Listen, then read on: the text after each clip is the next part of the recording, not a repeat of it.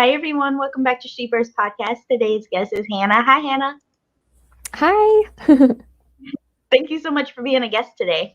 Of course. Thank you so much for having me. I'm so excited to be here.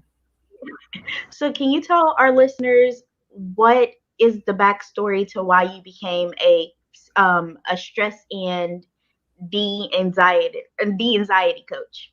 Yeah, absolutely. It started out with myself and my own journey and my own struggle. And it started out just with me from a young age. I think I was about 3 years old. And then I kind of suffered in different aspects of my life throughout. I think when I was in high school and when I was in college, I suffered more. And just kind of when more stressful situations would arise and any kind of situations that would make me more anxious would come up, those kind of feelings would rise up too. And so just kind of learning how to deal with those situations as they came was something that was really difficult for me. And I think even recognizing what was anxiety and what was stress and what was a stomach ache and what was just kind of a normal symptom to have and differentiating it all at first was really difficult. But I think when it really came to a head for me was when I was in college and was just really going through it. And I was having some health anxiety. And I just had gone to a therapist and I had gone to a psychiatrist. I tried medication and I wasn't really happy with any of the results that I was getting. And I just thought, there has to be more to this. There has to be so much more than just these two, therapy and medication. There's got to be something else that's going to be helpful. And so I talked to my therapist about it. I was like, hey, do you have any sort of additional coping skills that I might be able to utilize? And other than just some breathing techniques. And she was like, no, she's like, I really just kind of have the breathing techniques for you. She's like, maybe if you want to go talk to the psychiatrist. So I popped over there and asked a couple questions and they were like, well, we don't really have much more than we've given you either. So I just figured, I'm on my own. This is going to have to be something that I'm going to have to kind of figure out by myself. And so I went through and I did probably hundreds of hours of research on different types of coping skills and thought reframing techniques. And I just tried them all out one by one. And I really sat through and I journaled through them and I tried this one and I said, okay, does this work? How did this work? How did this help me? How do I think this went for myself? Did my anxiety come down? Did it go up? Would I try it again? And I just was really self-reflective about going through the process and trying each of the skills. I tried a lot of mindfulness, meditation. I looked up different coping skills on Pinterest and on YouTube. I looked up scholarly articles and different scientific journals that I go through and just kind of tried to find anything that anybody recommended. And then I try it and write it down. And by the time I got through it, I realized that I'd tried hundreds of different types of techniques and skills and that I really had acquired some of my favorites and some ones that I felt worked really, really well.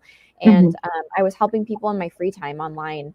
And just for hours, I would just spend just answering questions and just trying to help out as much as I could. And somebody finally asked me, they were like, do you do this for a living? And I was like, no, I didn't really think about that. No, I don't really do this for a living. I was like, but I probably could, and she was like, you're really great at this. I would consider charging for some of the stuff that you're giving out. And I was like, yeah, I really thought about it. And I went and got certified and I realized it was something that really made me happy and that I was really passionate about helping other people in that way. And since then, I've had a lot of really great clients. I've done a couple of free beta programs and just received nothing but really great reviews on it's been really helpful to people and they've really been able to work through it. So it's been quite the journey, but it's been really fun so far.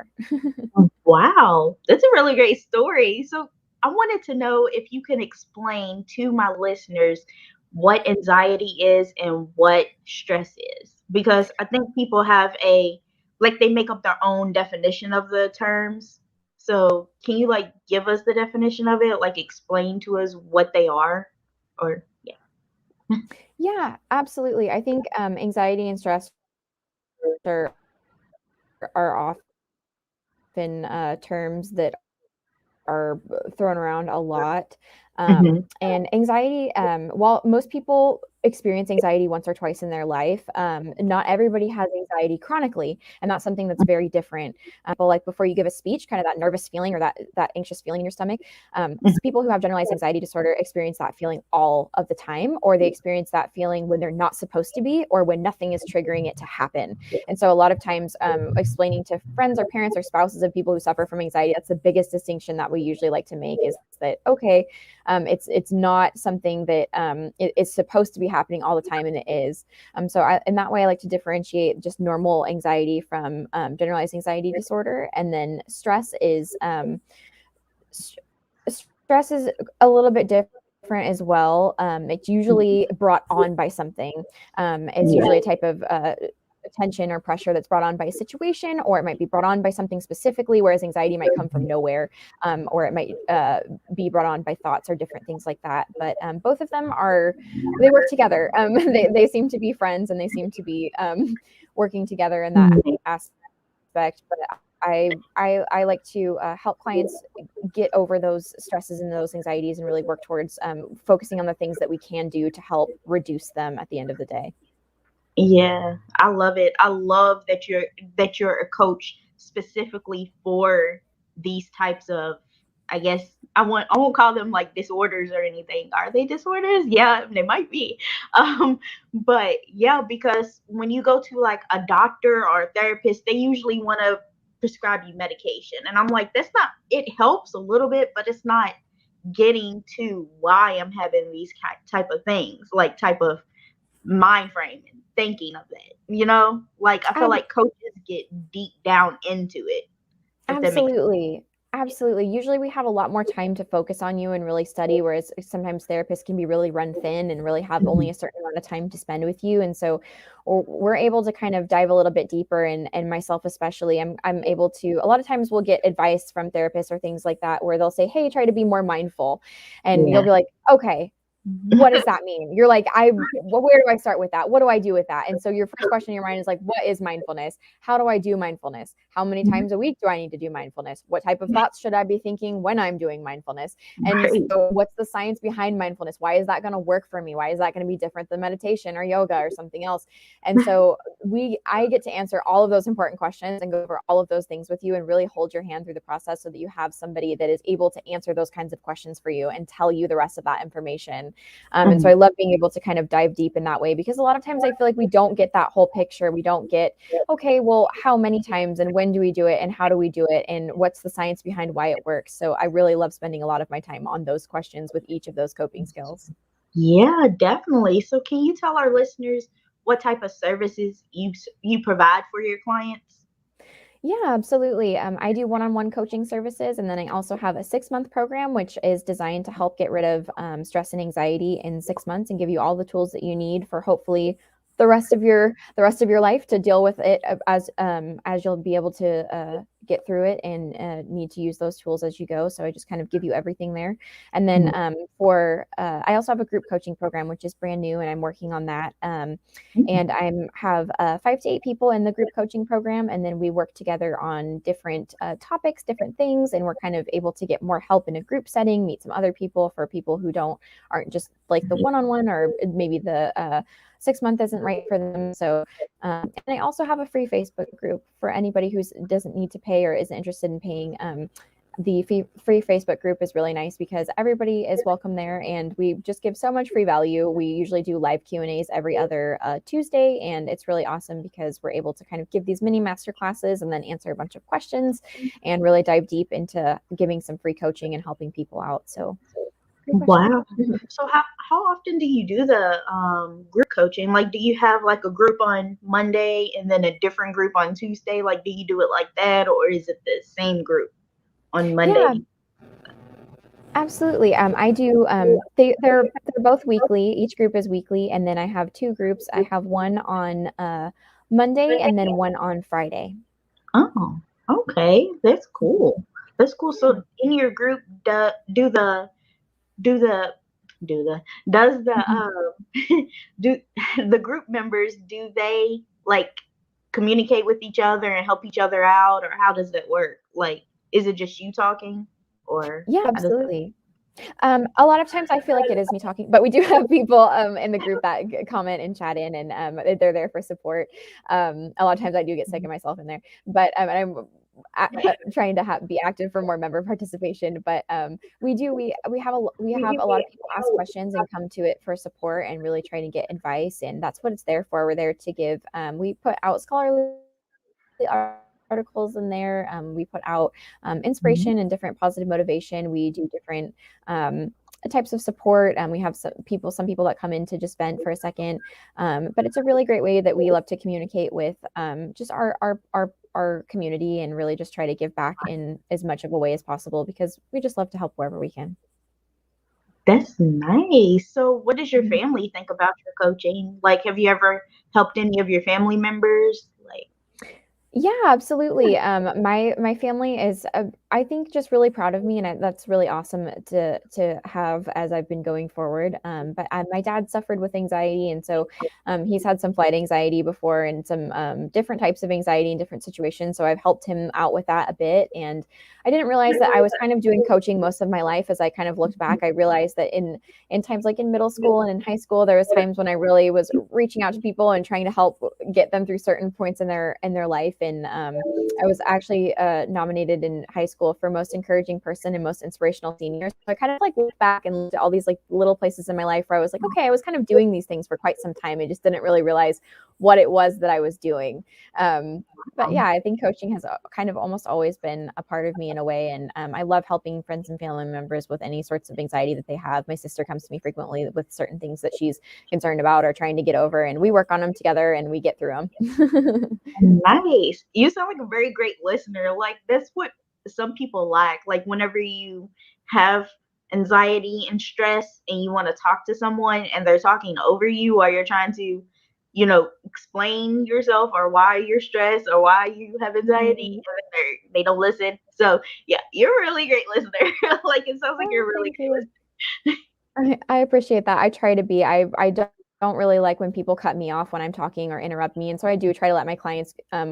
I have the whole first half of the session, the whole first 30 minutes. I try to let them tell me about their life and their day, and we go over any stress or panic or anxiety that they're having and how we can combat that, or what we can do for next time that would be more comfortable, and just kind of work through anything that's bothering them. I think it's super important to be able to apply things that you're learning in your own life, but also be able to kind of take those same skills down the road with you as well. Yeah, true, true. So, how can our listeners connect with you? Like, how can they get help from you? Absolutely. You can connect with me basically anywhere. The best place to start is my website, and that's hannah-o'brien.com, or HANNAH-OBRIEN.com. And if you go there, you can hit my little chat widget, or you can hit contact me, and check me out on there. Any of those ways, you'll be able to find my information and get a hold of me. And you can also see my appearances, my biography, and my certification and things like that on my website. Nice. Yeah, definitely. So, what advice would you give our listeners who want to hire a coach as yourself but are on the fence about it? I would encourage them to interview the coach. I would encourage them to reach out and really ask the questions that they want to know. What is going to be, because to me, when I'm looking for a good coach, I think the most important thing is the fit. Is, do we have the same energy? Do we vibe well together? Does this feel like it's going to be a good fit for me? Does this person seem like they really want to help me? Does it seem like they're really trying to help me? Or does it seem like they're just another dollar in their pocket? Because some Mhm. coaches are, it's very different with that. So I always like to get a good feel for them and what they're really after. And I try to make sure that I interview them to make sure that they're going to be able to give me what it is that I want. So, hey, I'm having these anxiety symptoms. Are you able to help me with this? This is the kind of stress that I'm having, and this is the kind of end result that I want. Are you going to be the person that's going to be able to help get me there?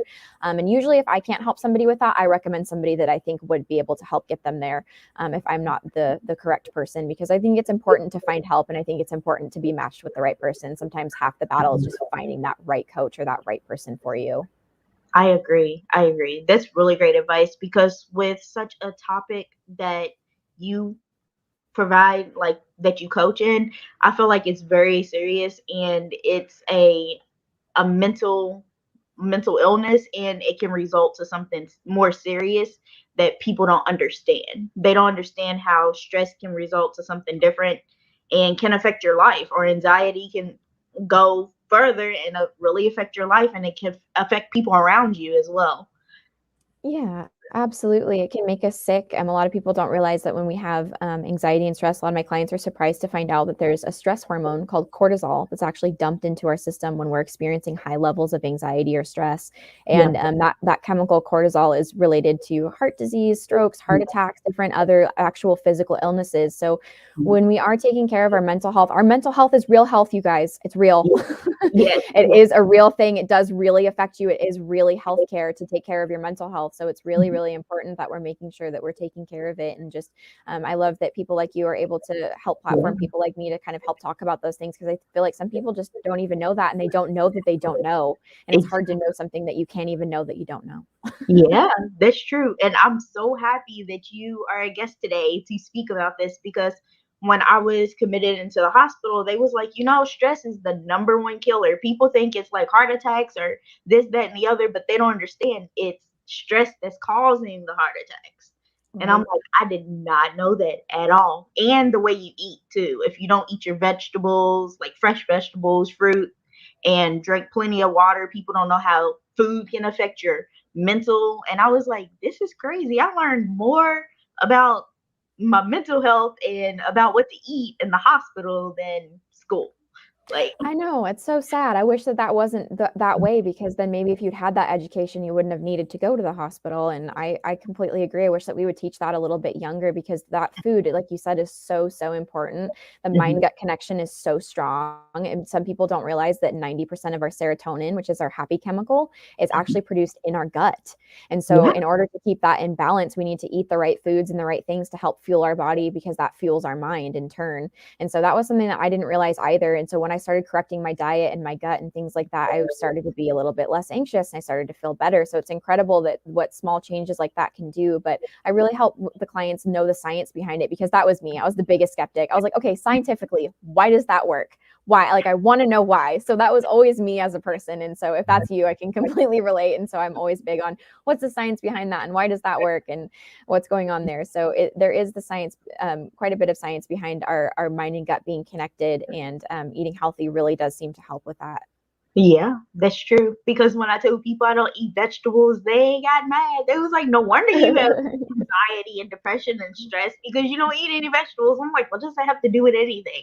And they explained exactly what you just said. And I'm like, oh, I didn't Right. know. Right. And sometimes it can feel, to anybody who's listening, overwhelming. You're like, oh, I have to eat healthy now. You're like, that's overwhelming. Start one baby step at a time. Make one Yeah. small change at a time. If there's something, like, look at your biggest thing. And for me, one of my biggest things was soda. I was like, you guys, I have to cut soda out. It's too big. So that's where we started. We just start with soda. And so I was like, Mhm. okay, I'm going to cut soda out. I'm going to, do that for a week and see how that goes. And then I was able to do it for a week. And once I was to the point, I was like, okay, I did it for a week. I was like, okay, I'm going to baby step. What's the next one small thing that I can do? And I was like, I want to start making more dinners at home. So we made that was the next change. And then we started working on that. And so just one little week baby steps at a time. The small changes do take time, but it's helpful, and it's a lot less overwhelming when we're already have so much that's going on and we're so stressed out and we're so overwhelmed. I encourage you to just make small baby steps, one little thing at a time. And before you know it, a couple months down the line, you're like, wow, I've actually made quite a bit of changes. Yeah, that's true. That's true. Because I completely took soda out too, just like you. Like, but I do drink energy drinks, and I'm like, maybe I shouldn't do that because my heart pounds real heavy whenever, like, real heavy and hard whenever I drink energy drinks, and I'm like, maybe I should trade that in for coffee. Yeah, no, so it does affect some people differently. Some people, nicotine, alcohol, and caffeine really seem to affect and ramp up their anxiety, and it is different for everybody. But I just always encourage clients, or just people in general, to just be mindful of how it's affecting you. And if that is something where you're like, man, I feel like lately this has really been affecting me, you can always cut the caffeine with soda water, and cut the Mhm. energy drink with soda water or regular water, and or just decide that you're going to drink half and then drink a water. Or you could always, yeah, switch to coffee or tea. Green tea still has caffeine in it, and decaf still has caffeine in it, just less of it. It's Uh-huh. so when we're having decaffeinated teas and coffee, there's still a little bit in there, but just not as much as a normal drink. So I think people are surprised too to find out that there is caffeine in decaf. So I always like to mention that as well. So people are like, wait, I thought I wasn't drinking any caffeine. As a barista, I used to be a barista too, so I know from that experience as well that there is caffeine in decaf. So just being mindful of how much of that you're taking in and how much of it you're drinking, and sometimes cutting back for a little while helps. And it sometimes doesn't need to be a lifelong change. Sometimes it's like, okay, I just need a break from this for a couple of weeks, or a little less for a couple of weeks, and it doesn't always have to be a drastic change. Yeah, that's true. I want to thank you so much for coming on here and chatting with me about stress and anxiety. Yes, of course. Thank you so much. You have a great day. Thank you. You too. Bye. Bye.